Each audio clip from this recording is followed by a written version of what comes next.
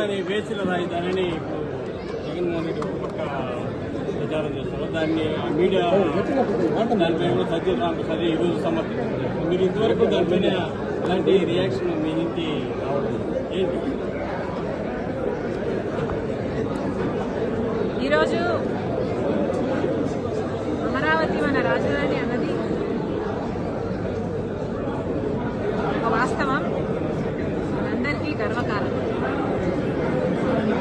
అలాంటిది గత 10 సంవత్సరాలుగా ఆంధ్ర రాష్ట్రానికి ఒక రాజధానియే లేకుండా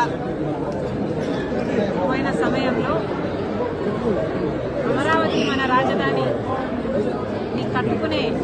నిర్మించుకునే ఈ సమయంలో ఇలా అమరావతికి వ్యతిరేకంగా మాట్లాడిన ఏ మాట కూడా క్షమించరాని. అసలే ఒక రాజధాని లేకుండా బాధపడుతున్న ఆంధ్ర రాష్ట్రానికి ఇది మరో దెబ్బ లాంటిది. మరి అలాంటప్పుడు అమరావతి మనకంత ముఖ్యమైనప్పుడు, ఆంధ్ర రాష్ట్రానికి ఒక రాజధాని అంత ముఖ్యమైనప్పుడు ఇలాంటి వ్యాఖ్యలు చేయడాన్ని కాంగ్రెస్ పార్టీ ఖండిస్తుంది.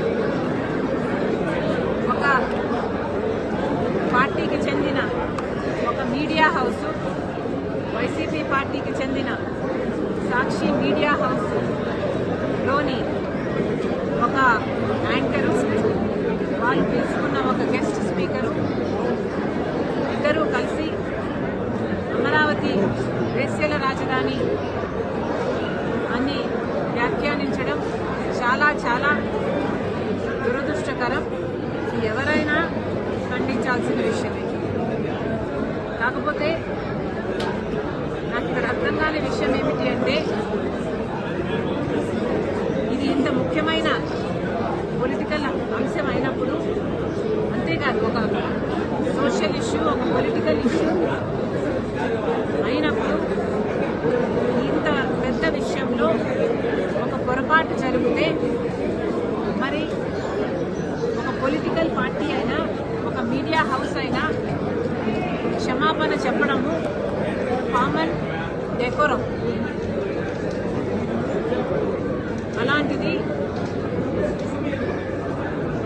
మీడియా హౌసే ఒక పొలిటికల్ పార్టీకి చెందినప్పుడు ఆ మీడియా హౌస్ చేసిన కొన్ని వ్యాఖ్యల వల్ల కోట్ల మంది ప్రజలకు ఆవేదన కలిగినప్పుడు ఆ మీడియా హౌస్ అయినా, ఆ పొలిటికల్ పార్టీ అయినా క్షమాపణ చెప్పాలి.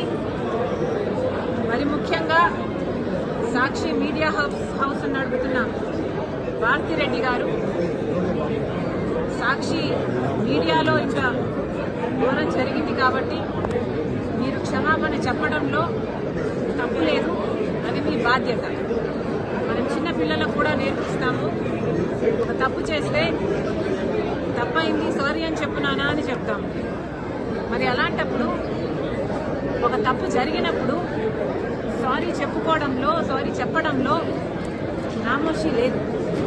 మరి ముఖ్యంగా ఇది ఒక పొలిటికల్ పార్టీకి చెందిన మీడియా హౌస్, అంటే జగన్మోహన్ రెడ్డి గారి వైసీపీ పార్టీకి చెందిన మీడియా హౌస్ అయినప్పుడు జగన్మోహన్ రెడ్డి గారు క్షమాపణ చెప్పడంలో కూడా తప్పు లేదు. ఇంతమంది మనోభావాలను ఇంత ఆవేదనకు గురి చేశారు. జగన్మోహన్ రెడ్డి గారు తప్పైపోయింది, మా ఉద్దేశం అది కానే కాదు, క్షమించండి అనడంలో తప్పు లేదు. మరి వారు ఎందుకు సంకోచిస్తున్నారో, వారు ఎందుకు ఇది నామోషిగా అనిపిస్తుందో నాకైతే అర్థం కావటం లేదు. సజ్జల రామకృష్ణారెడ్డి దాన్ని సమర్థించారు.